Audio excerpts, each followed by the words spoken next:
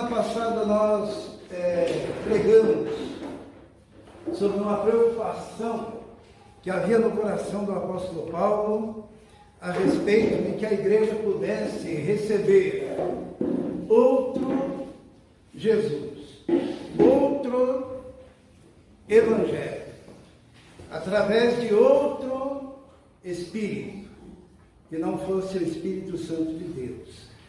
E Paulo começa dizendo essas palavras assim: porque estou zeloso de vós, com zelo de Deus, porque vos tenho preparado para vos entregar como uma virgem pura ao marido, a saber, Cristo. Mas temo que, assim como a serpente enganou Eva com a sua astúcia, assim também sejam de alguma sorte corrompidos os vossos sentidos e se apartem da simplicidade que há em Cristo. Porque se alguém vos pregar outro Jesus, que nós não temos pregado, ou se recebeis outro Espírito, que não recebeste, ou outro Evangelho, que não abraçaste, com razão ou sofrereis. Porque penso que em nada fui inferior aos mais excelentes apóstolos.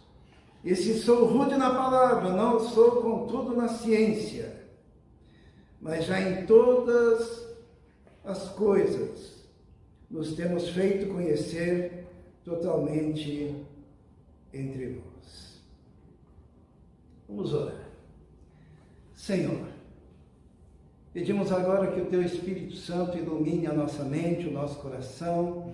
Que o Senhor esteja agindo, Senhor, e que a Tua palavra, que é viva e eficaz, possa se revelar aos nossos corações, ao nosso entendimento, e possamos aplicá-la na nossa vida. Te pedimos isso em nome de Jesus. Amém. Amém. O apóstolo Paulo estava muito preocupado da igreja receber outro Jesus, outro Evangelho, outro Espírito. Mas por que ele estava preocupado? Porque tinha entrado na igreja, era um problema recorrente na igreja primitiva. Isso daqui, falsos apóstolos, que são obreiros fraudulentos, transfigurando-se em apóstolos de Cristo. O que seria um falso apóstolo, né? É isso que nós queremos falar hoje, sobre a questão do apostolado. O que é um apóstolo? Na época de Paulo, os mesmos problemas que nós enfrentamos hoje aconteciam, e surgirem no meio da igreja pessoas, líderes, dizendo que eram apóstolos. E agora, Paulo estava preocupado porque a mensagem desses apóstolos estava desfigurando a igreja. A igreja continuava se reunindo, mas quando falavam de Jesus, era um Jesus diferente. Quando falavam do Evangelho, era um Evangelho diferente. Não era o Evangelho da graça, era o Evangelho da lei, com ensinamentos diferentes. E Paulo, ele até atribui a isso a ação da serpente. Logo no começo ele diz assim: temo que, como a serpente enganou a Eva com a sua astúcia, assim também sejam de alguma sorte corrompidos os vossos entendimentos. E quando Paulo fala desses falsos apóstolos, ele também linka esses falsos apóstolos às obras do diabo, as obras das trevas. Ele diz assim: porque tais falsos apóstolos são obreiros fraudulentos, transfigurando-se em apóstolos de Cristo. O que é transfigurar-se? Eles se apresentavam modificados como apóstolos de Cristo. E Paulo ainda diz assim: e não é maravilha, porque o próprio Satanás se transfigura em anjo de luz. Não é muito, pois, que os seus ministros de Satanás, também se transfigurem em ministros da justiça, o fim dos quais será conforme as suas obras. Era um caldo terrível, que era o caldo de líderes se auto-intitulando apóstolos e trazendo ensinamentos que desfiguravam a igreja, que desfiguravam o evangelho, que desfiguravam a pessoa de Cristo, e havia toda a ação espiritual, mas não era o Espírito Santo agindo. Sabe, hoje nós enfrentamos a mesma coisa. Basta entrar na internet ou ligar a televisão, vai aparecer apóstolo de tudo quanto é tipo, de tudo quanto é jeito, e todos eles falando que estão falando em nome de Cristo, e todos eles dizendo que são apóstolos. Existem comunidades inteiras que submetem-se a determinados apostolados, e o indivíduo aparece na televisão, recentemente agora com o presidente Bolsonaro, alguns apóstolos. E quando o povo de Deus, o povo da Bíblia, olha isso, fica pensando, mas de onde que surgiram esses apóstolos? Que coisa mais absurda! E tudo isso se deve a alguns fatores, eu queria falar um pouquinho sobre isso. O primeiro fator é essa palavrinha que aparece ali, ó, polissemia. O que é a polissemia? Você não sabe? Polissemia significa muitos significados. E a palavra apóstolo é uma palavra polissêmica. É uma palavra que tem mais do que um significado. Isso é um grande problema. Carlos, como é que é o nome disso daqui?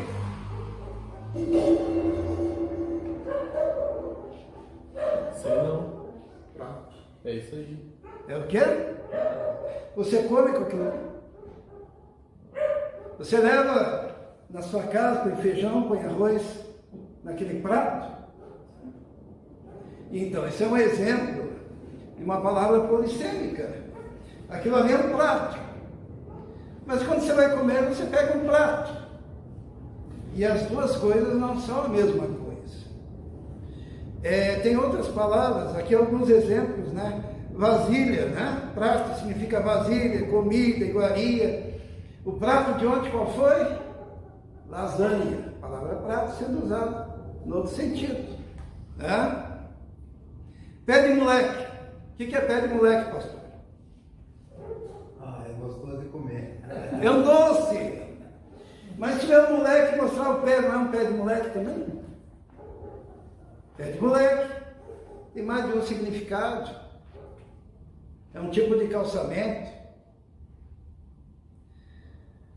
E a palavra apóstolo, ela também é uma palavra polissêmica.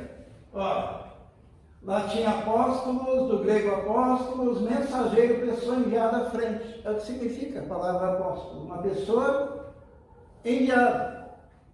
De apostolei, enviado, mandar na frente. Formada por apo, de estelen, mandar, enviar.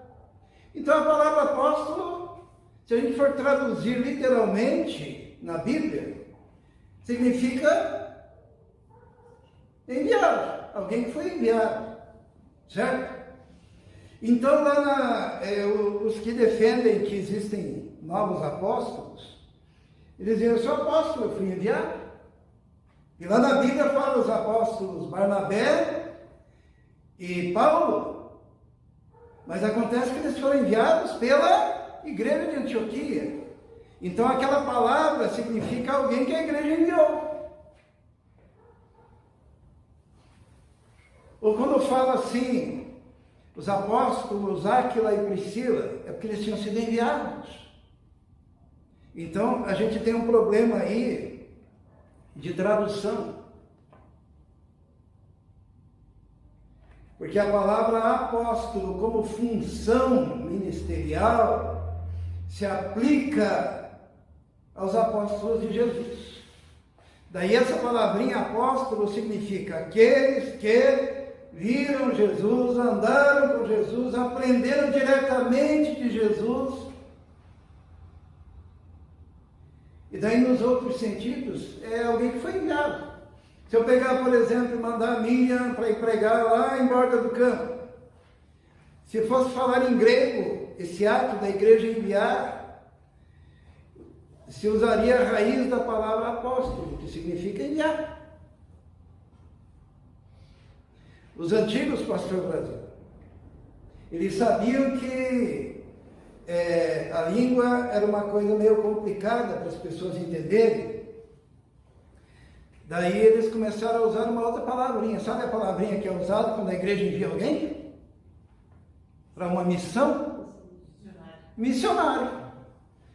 Acho que os nossos pais, os pais da igreja pensaram assim, não vamos usar a palavra apóstolo, porque apóstolo é dos 12 discípulos. Vamos usar a palavra missionário, alguém que tem uma missão. Tanto que a gente manda oferta para missionário, manda missionário para a África, manda para a Índia, manda para todas. As igrejas mandam seus missionários. Então, primeiro problema, porque a igreja brasileira está nesse caos em termos de ensinamento, é um problema de tradução e um problema de português também, quando as pessoas não sabem que existem palavras polissêmicas que têm mais do que um significado. É o caso da palavra apóstolo, no seu original. O segundo efeito é esse cara aqui, ó. O nome dele é Kent E. Hagen, o Hagen. E ele escreveu um livro, esse livro aí eu tirei foto hoje, é meu. Era para estar aqui no estádio que ficou lá em cima. E nesse livro, esse livro inclusive eu vi a data, eu tenho ele há mais de 20 anos. Esse cara chamado Kent Hagen, que é o pai da teologia da prosperidade, o pai do pensamento da possibilidade, o pai da confissão positiva, o pai daqueles que são chamados da palavra da fé, o pai de uma baita de uma seita que invadiu o Brasil há 20, 30, 40 anos atrás e que deformou a igreja. Aquilo que Paulo se preocupa lá, de outro Jesus, de outro evangelho, de outro espírito, esse cara conseguiu introduzir na igreja. E nesse livro, ele diz assim que apóstolo é um indivíduo que tem autoridade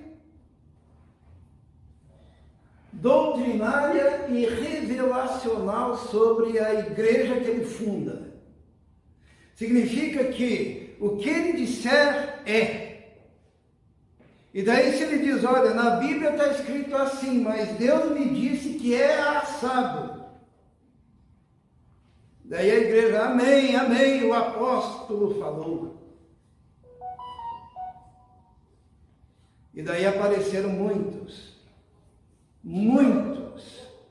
E a igreja foi se modificando. E começou a surgir a teologia da confissão positiva. E começou a surgir maldição hereditária. E começou a surgir a unção do riso. E começou a surgir dente de ouro. E começou todo tipo de palhaçada que faz com que o povo de Deus não seja levado a sério. Esses dias a Elisia me mostrou uns vídeos lá que Deus o livre, né, Elisia?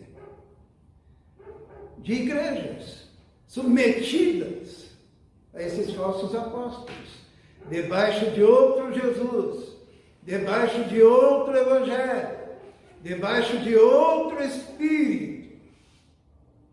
Então teve o efeito Kent Hagen, que atribuiu essa autoridade a esses ditos apóstolos. E por que eles fizeram isso? Em primeiro lugar, por má fé. Por quê? Porque imagine você ter uma autoridade absoluta sobre um grupo, hein? Tudo que você falar, você diz, foi Jesus que me revelou, logo é verdade. E daí com que autoridade você fala isso? Eu sou apóstolo. E o que a igreja ensinou, que a igreja tem que obedecer ao apóstolo.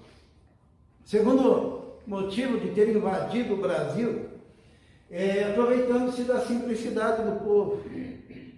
O povo é simples. O povo não tem muito conhecimento bíblico. Muitos brasileiros têm dificuldade com leitura. E daí chega alguém se dizendo apóstolo, ensinando essas coisas, e o povo, na sua simplicidade, começa a aceitar, começa entregando os seus bens, começa se submetendo a rituais, achando que esses rituais vão de alguma maneira abençoar a vida deles. E essa questão da simplicidade do povo é uma coisa muito perigosa. Jesus um dia ele falou assim: ai daquele que fizer tropeçar um dos pequeninos. Sabe o que significa pequeninos? A gente sempre imagina que quando Jesus fala dos pequeninos, ele está falando de criança, né? E realmente ele está falando de criança. Só que é muito mais abrangente do que isso. Ele está falando também dos pequeninos, dos simples, das pessoas simples, das pessoas facilmente manipuláveis, porque não tiveram a oportunidade de desenvolver o senso crítico. Ai daqueles que se aproveitam dos pequeninos. Também, pequeninos significa pessoas com problemas mentais. Ai daqueles que, querendo exercer uma liderança, se aproveitam das crianças, dos simples e dos que têm problemas mentais. E muitas das pessoas que adentram a esses movimentos, muitas vezes têm transtornos terríveis da mente e se aproveitam deles para dizer que tem demônio. Pessoas que são deprimidas, que têm transtornos, que têm dificuldades relacionais, que têm dificuldade de sair de casa, que têm dificuldade de encontros sociais, um leque de problemas emocionais, são os pequeninos. Ai daqueles. E tem também um dos motivos, é o desejo de poder. Porque olha bem, você se diz apóstolo, todo-poderoso, última palavra, lá em cima na hierarquia ministerial, dono da igreja, dono da vontade do povo, autoridade suprema para interpretar a Bíblia. Quanto poder!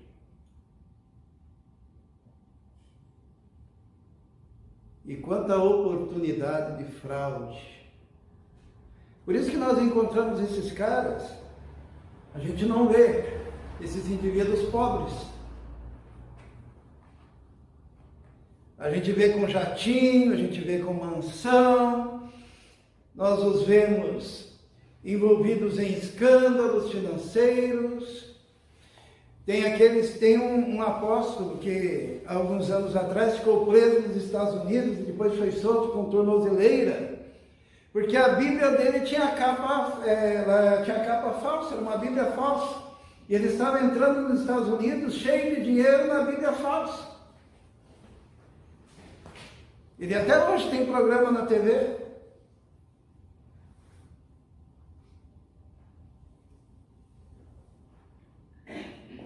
Fraude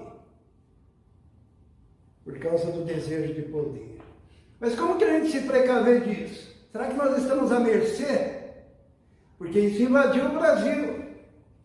Aqui em volta mesmo, existem aqueles que estão debaixo da autoridade de um apóstolo, que se considera o apóstolo do Brasil. Colocaram uma capa nele, colocaram uma coroa nele, fizeram uma cerimônia quando ele tomou posse do Brasil como apóstolo, submetendo de alguma maneira a outro Jesus, a outro Espírito, a outro Evangelho, a algo que não se coaduna com a Igreja do Senhor. Dê um Google, escreva Pai Apóstolo, os irmãos vão se surpreender. Mas como que nós podemos vencer isso? Existe um elogio que foi feito à igreja de Éfeso, lá em Apocalipse. O pastor Brasil gosta muito do Apocalipse, né? Lá, quando Jesus manda a sua mensagem à igreja de Éfeso, ele faz um elogio à igreja de Éfeso. E sabe qual foi o elogio que Jesus fez? Jesus disse assim, conheço as tuas obras, o teu trabalho, a tua paciência, e que não podes sofrer os maus, e que puseste à prova os que dizem ser apóstolos, e não são, e tu os achastes mentirosos. A igreja de Éfeso foi elogiada por Jesus porque colocou à prova aqueles que diziam que eram apóstolos. E a pergunta que fica para nós, qual seria a prova para ver se alguém é ou não é apóstolo? Qual que seria essa prova? Será que tem a prova real? No tempo que eu fazia o primário, tinha a prova, era chamada de prova real, lembra disso? A gente fazia uma continha e daí tinha a prova para saber se a conta estava certa. Não sei se hoje em dia tem isso também. A conta inversa, né?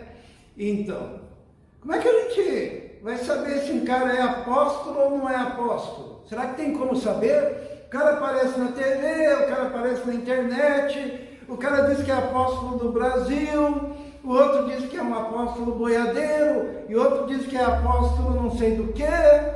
Como é que a gente pode saber? Será que Deus deixou a gente na mão? Não. No livro de Atos, que é o livro de início da igreja, Deus deixa a prova lá. Dá para fazer a prova. Pedro, ele reúne a igreja. Os irmãos se lembram que Judas era apóstolo? E Judas se suicidou. E daí, em vez de 12, ficou 11. Precisava de um lá para fazer parte do colégio apostólico. E diz assim a palavra, vamos ler que aqui está. E você pode fazer o teste, agora mesmo na sua casa, para saber se os indivíduos são ou não são apóstolos. Está escrito aqui, Naqueles dias, levantando-se Pedro, no meio dos discípulos, ora, a multidão era de quase 120 pessoas, disse, homens e irmãos, convinha que se cumprisse a Escritura, que o Espírito Santo predisse, pela boca de Davi, acerca de Judas, que foi o guia daqueles que prenderam Jesus.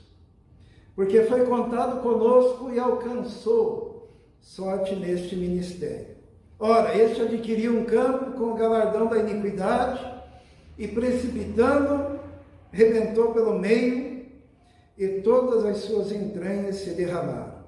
E foi notório a todos os que habitam em Jerusalém, de maneira que a sua própria língua esse campo se chama Acéldama, isto é, campo de sangue. Porque no livro de Salmos está escrito, fique deserta a sua habitação, e não haja quem nela habite. Tome outro o seu bispado. Era para escolher outro, né? Quais são os critérios?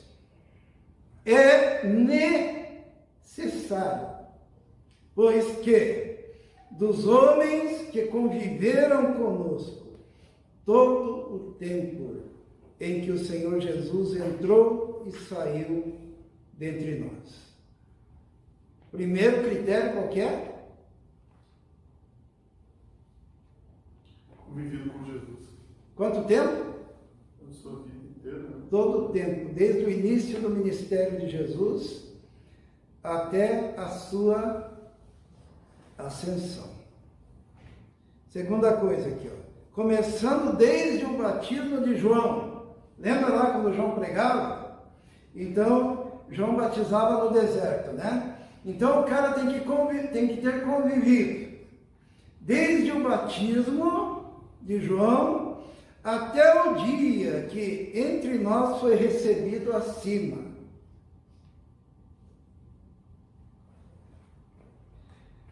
E Pedro diz, um deles se faça conosco testemunha da sua ressurreição. Então eu gostaria de perguntar aos irmãos, qual dos apóstolos atuais cumpre esse critério? Tem.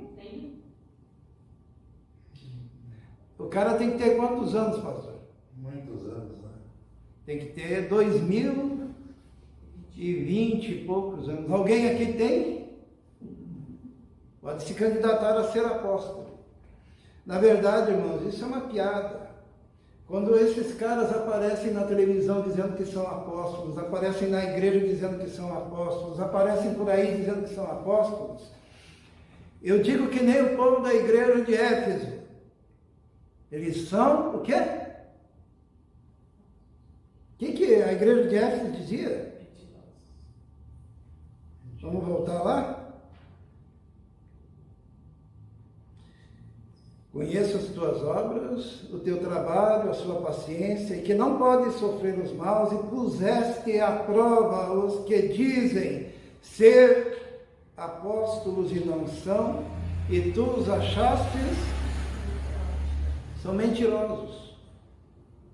São mentirosos, são falsos profetas, porque o apóstolo com A maiúsculo, lembrem-se da polissemia, né? Não é a ideia de alguém que foi enviado, que seria um missionário, mas o apóstolo, ele, primeira coisa, ele é testemunha ocular.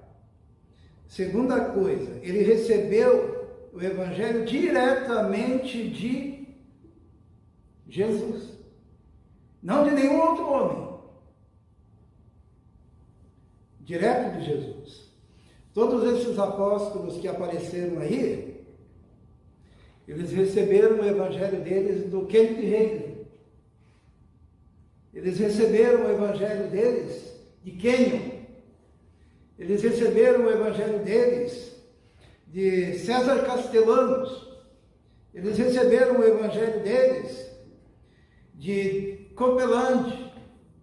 Eles receberam de outros homens que já por sua vez tinham torcido o evangelho. Por isso eles não são apóstolos. Mas alguém poderia fazer a pergunta, né? E Paulo? Porque quando a gente fala isso, eles dizem, não, mas tem Paulo. Paulo se converteu a caminho de Damasco.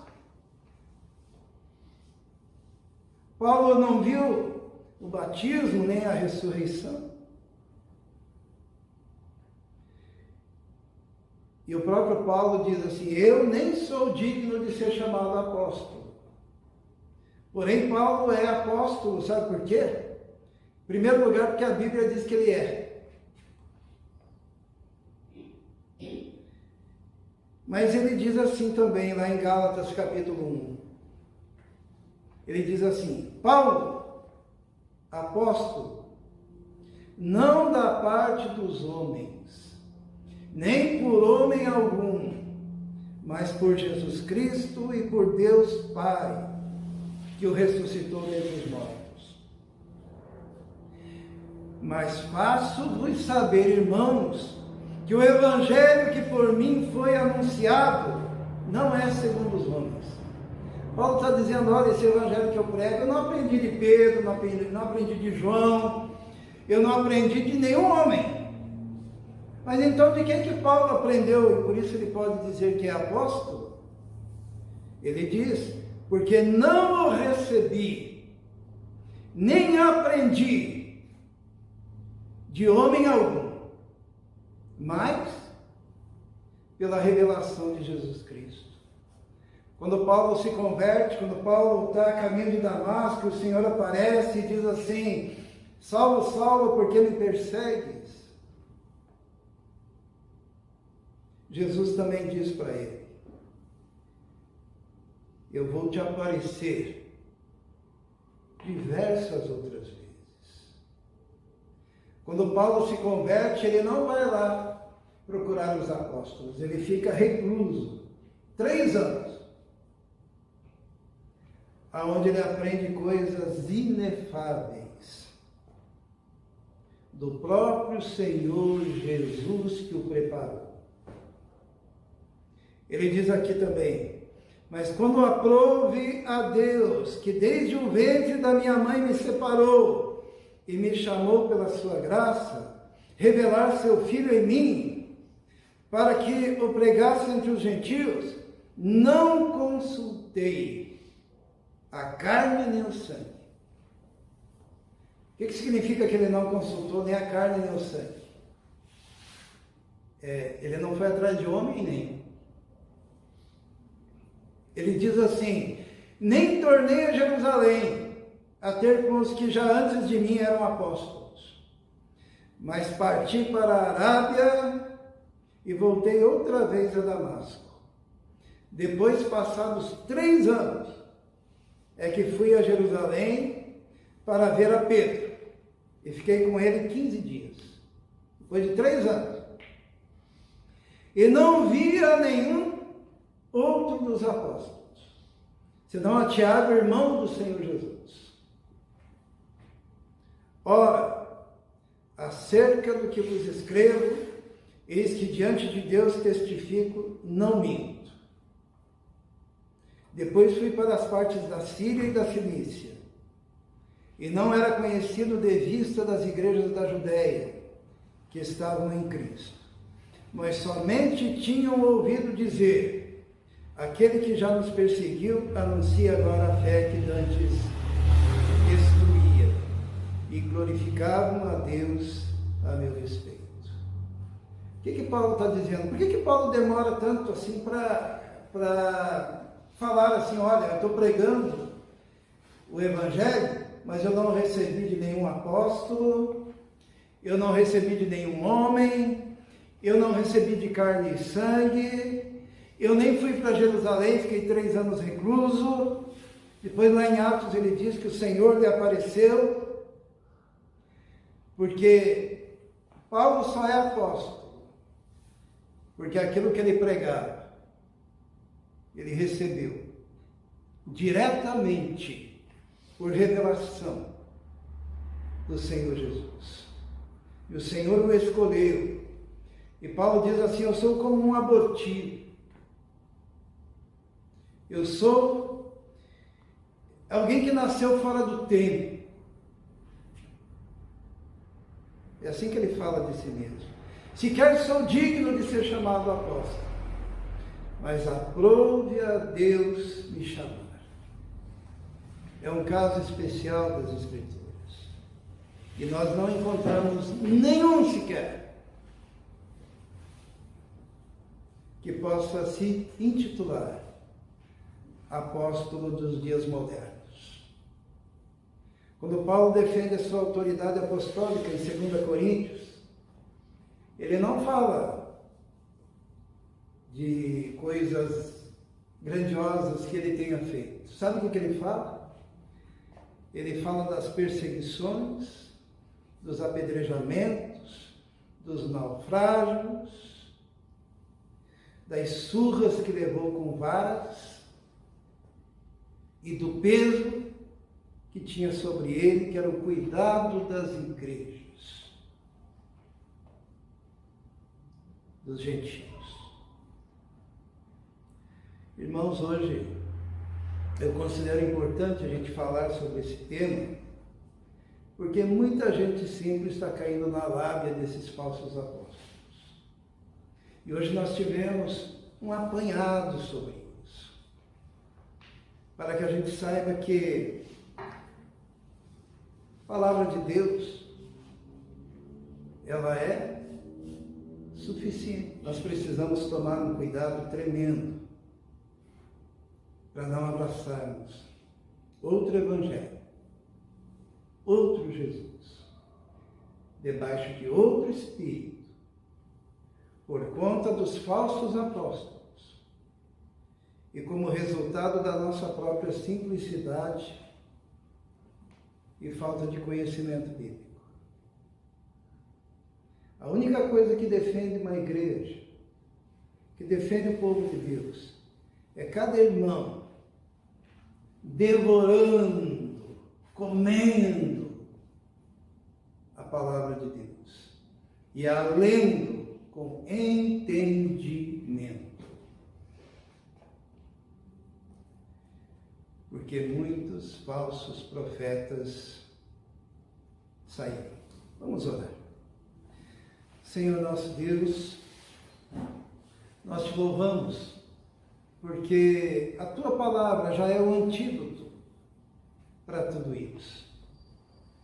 Quando nós lemos a tua palavra, quando nós entendemos a tua palavra, quando o Espírito Santo abre a nossa mente, o nosso coração, nós acabamos por nos firmarmos no fundamento. A tua palavra diz que o fundamento foi colocado. E ai daquele que edifica sobre esse fundamento outra coisa. Nós pedimos que o teu povo seja um povo fundamentado, Senhor, tão somente na tua palavra. Nós te pedimos isso, em nome de Jesus. Amém. Amém. O apóstolo Paulo, lá em 1 Coríntios, ele disse que não se propôs saber outra coisa, a não ser Jesus Cristo. E esse crucificado. A mensagem central do Evangelho é a mensagem da cruz, do nosso Senhor e Salvador Jesus Cristo.